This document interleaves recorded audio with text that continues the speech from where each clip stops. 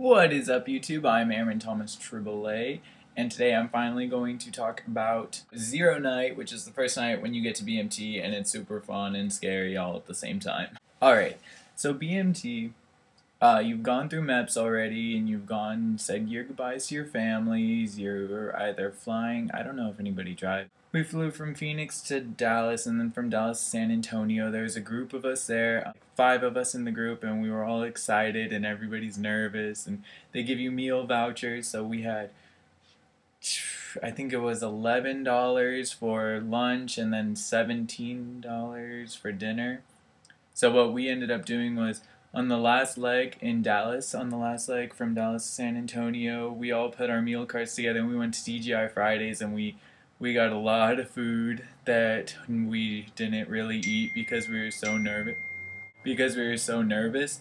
So I sat with my friend and we were like, hopefully we're in the same flight, because you don't really know what's going on. So when you leave from MEPS, you get on the flight to go over, and I kind of knew what flights were, but I didn't know how they worked, and I didn't know how they divvied it up. So at Phoenix, we had a big group, and then we split off, and so half of us flew to Dallas, and half of us were flying straight from Phoenix to San Antonio.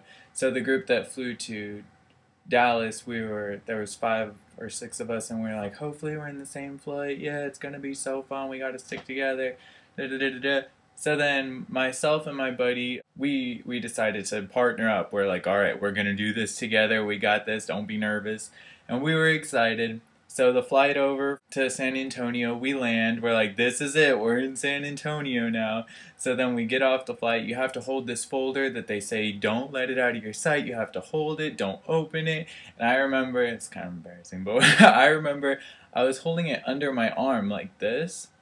And I was nervous, so I was sweating, and I sweated on like the edge of it, and it ended up ripping the edge of it a little bit, and I was so scared. I was like, I'm gonna get lit up right when I get there. So then I was thinking about that along with everything else. We get to San Antonio, we have our backpacks, we're like, okay, you ready? This is it. So we're walking, following everybody, everybody's kind of excited.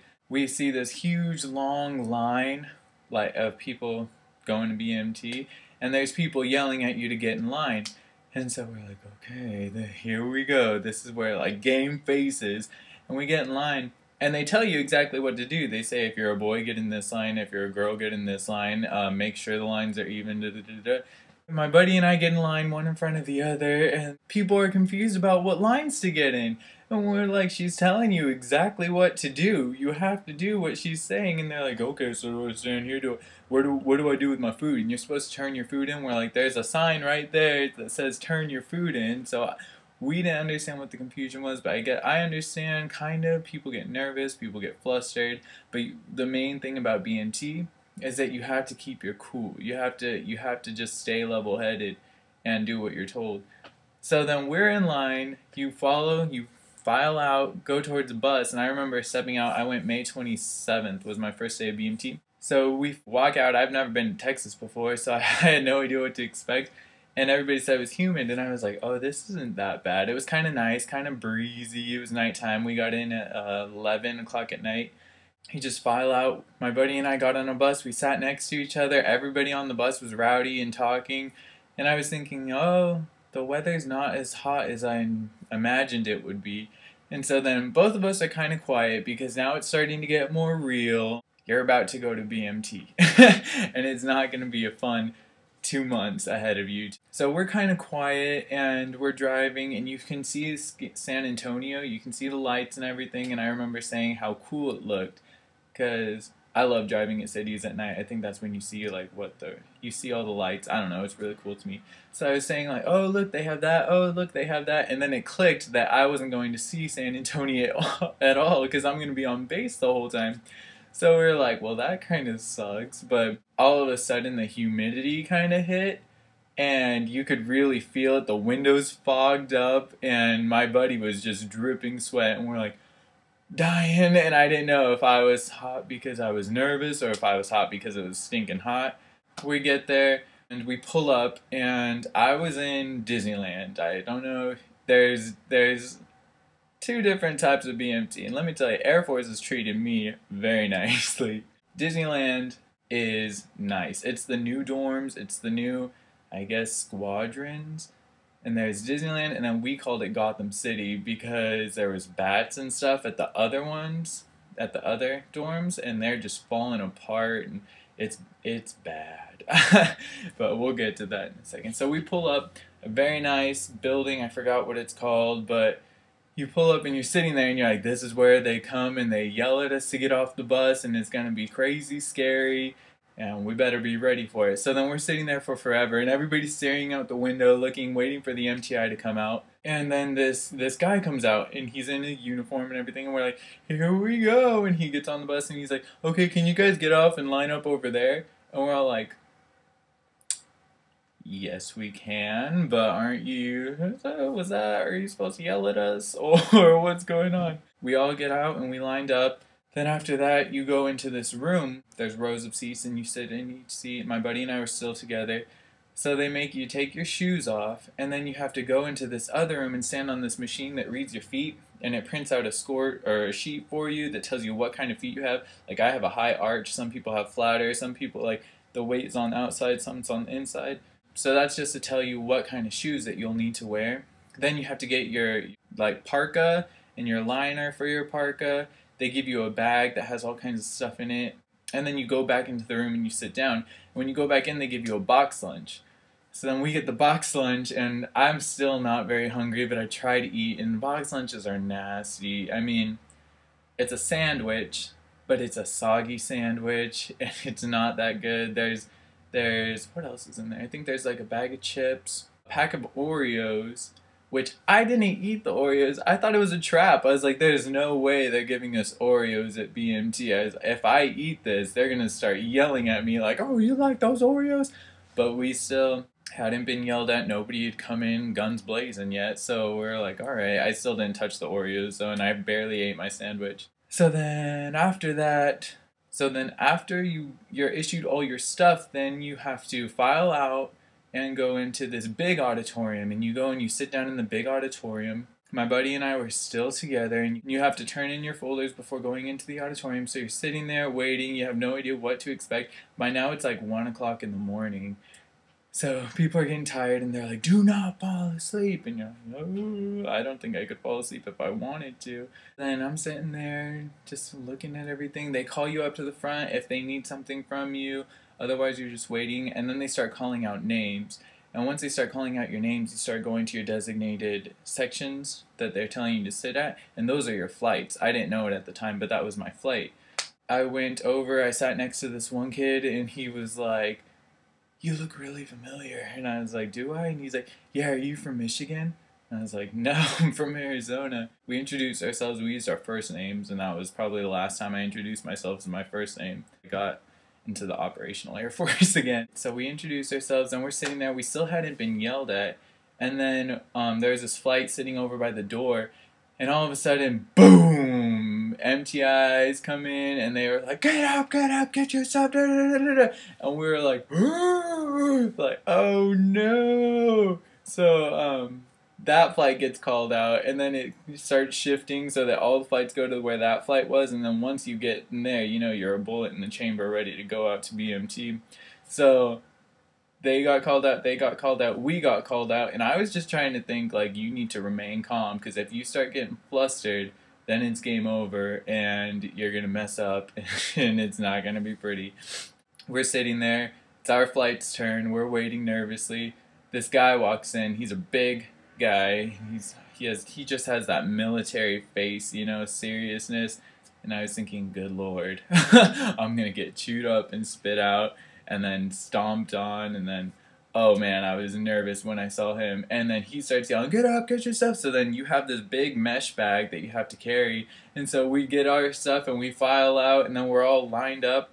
And then he goes, everybody take out your flashlight. And so everybody's like having to dig through this huge bag that has towels in it. It has a flashlight, it has a lock, it has a book in it, it has all kinds of stuff in it that you're just having to shuffle through in the dark trying to find a flashlight. So then you whip out a flashlight, and then he's like, it better have its cone on it, and then you have to get the cone, so then you're digging for the cone. And so I remember I grabbed my flashlight and my cone, And I was standing there like, okay, what now? And then there was people who didn't have their cone that were around me, and they're like, start marching. And so I'm like, oh, do I wait for them to get their cone or what? And he's like, go. And I was like, okay, excuse me, going around. I went around them. We marched. We get under this. Oh my gosh, I can't even remember what it's called. That's so bad. I thought I would remember every single detail for the rest of my life.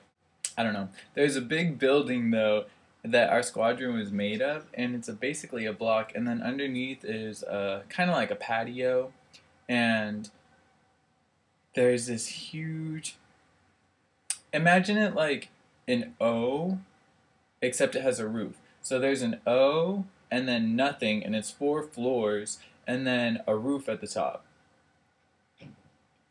That's the best I can do. I hope you can visualize it. So then we all go under there, and we're standing, and they're like, put your bags down.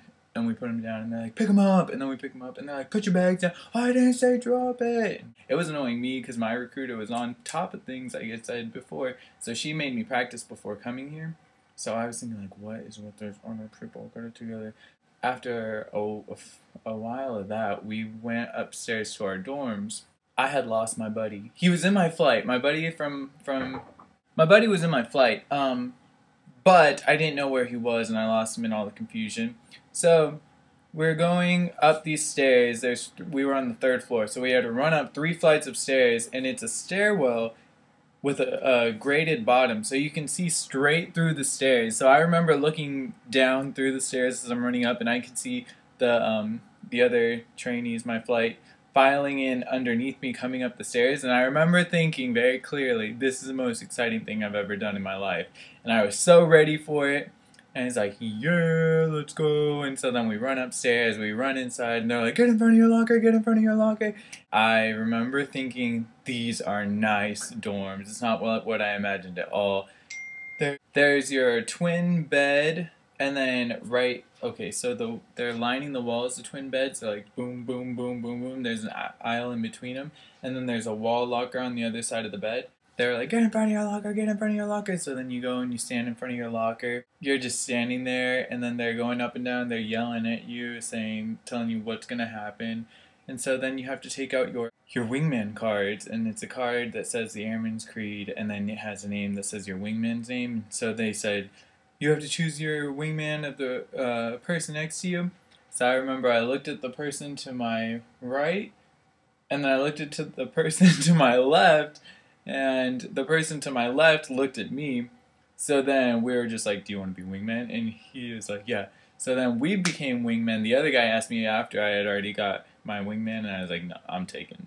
So then we wrote their names on there. We had to keep that card on us at all times. And then after that, they're like, you need to put your stuff in your drawer, in your security drawer. So then you had to put your key on over your head, and you had to wear it, and then you had to unlock the lock. So I remember I had my key on, and then they said, unlock the lock and lock your drawer. So I started to take my key off, and they were like, don't you do that with your key, you leave that key on your neck, it doesn't ever leave your neck. And I was like, okay, God, you could have clarified that was a rule before telling us. So then you have to bend down and unlock your key, and then like lock your drawer. We put all our stuff away, then you go into, there was 2 bays, there was A bay and B bay. I was part of B bay, and I was like, this is where I'm going to be staying for the next however 2 months. So then after that, we all file into the day room. They go over rules, kind of, but it was late. By the time we got up to the room, it was like 1 or 1:30, probably 1:45. They made us fill out these cards, and you had to fill it out a very specific way. You had to tie them to your luggage.